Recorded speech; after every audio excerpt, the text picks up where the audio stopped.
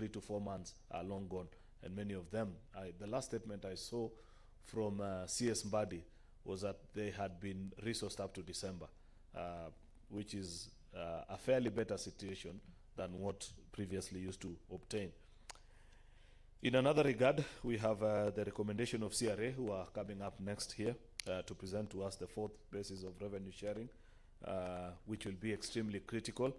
You cannot be a senator and not understand the basis upon which Kenya shares resources. If there is a presentation that we need to pay keen attention, and in fact the reason why I'm hurrying my own presentation is so that we get sufficient time early in the morning when we are still fresh and energetic to listen to this presentation on the fourth basis. I don't know if there will be another more solemn duty that we will undertake in our time as a Senate, and this I say drawing from my experiences in the past on all the other, the second and the third generation formula, which I had the opportunity to participate in their making, then serving as a member, either of Budget and Finance Committee or even just as a senator, because this is work that we must do. And I want to listen to the reasoning of CRA to convince us on the matrices that they have used this time. It will be quite interesting, and I'm looking forward to it. Equally important, we have legislative oversight of transferring functions. We had an extremely important discussion here on costing of functions. I don't see Senator Abbas here, but I know there are a number of members of the devolution committee, including Catherine, and I know how passionate you are about this issue. I really wish you could lead the House in conclusion of this process. It has taken too long, and we cannot continue to be innocent bystanders, just pointing, accusing fingers at others. Oh, COG needs to do this, national government needs to do this, ICGRC, or that very difficult name that I sometimes miss, they need to do this or the other. I think our devolution committee needs to take lead and do this, do justice to this exercise. We've talked about it for far too long.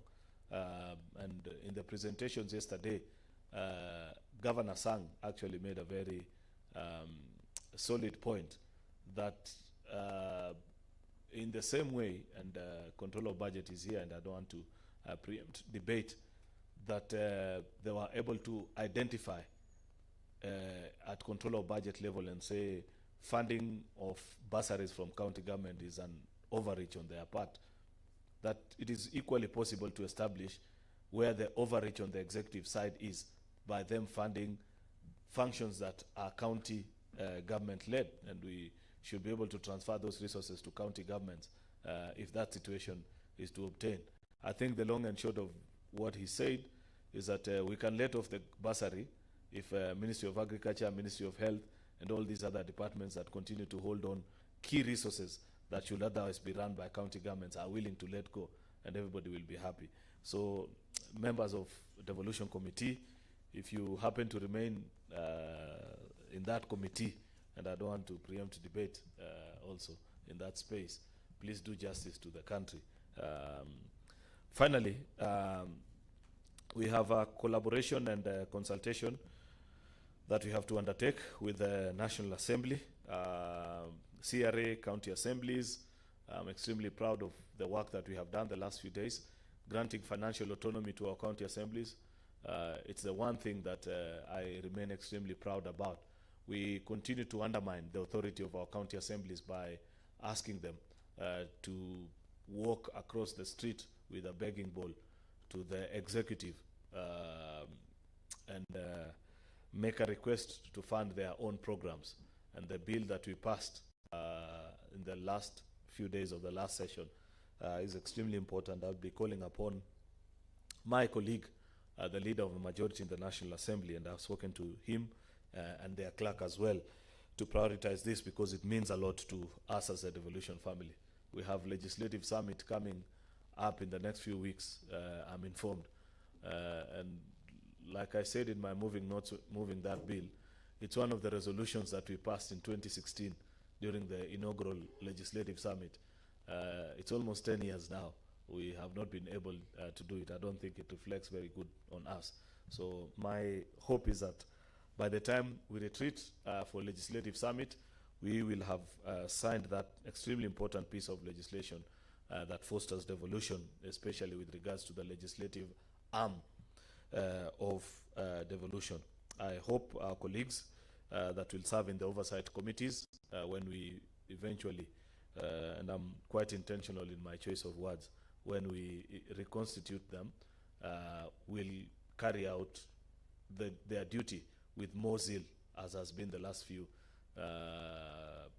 years, and perhaps even do many things that previous committees have not been able to achieve, especially establishing the place. You have this Meru matter, for example, a discussion that has we have engaged ourselves the last few days on very strong debates from both the protagonist and antagonist on this topic, on the place of the elected senator of a county in the oversight responsibilities of that county. Apart from just being invited to CPIC and CPIC, it is my feeling as a senator that I should have more say on eventual findings of the committee, apart from just appearing and trading the kind of things that we trade with the governors when they appear before our oversight committees. There's more that elected senators from that particular county should be able to do, especially in informing the final recommendations, because they know that county particularly better. You know for a fact, and you know Kenyans are Kenyans, and people who serve in our county governments, they're just as much Kenyans as the rest of all of us. And you know the ingenuity of our people. In the first days of devolution, I remember part of the very even basic audit queries that will arise out of our counties is where county government will claim to have built a road from village A to B, then put the expenditure there.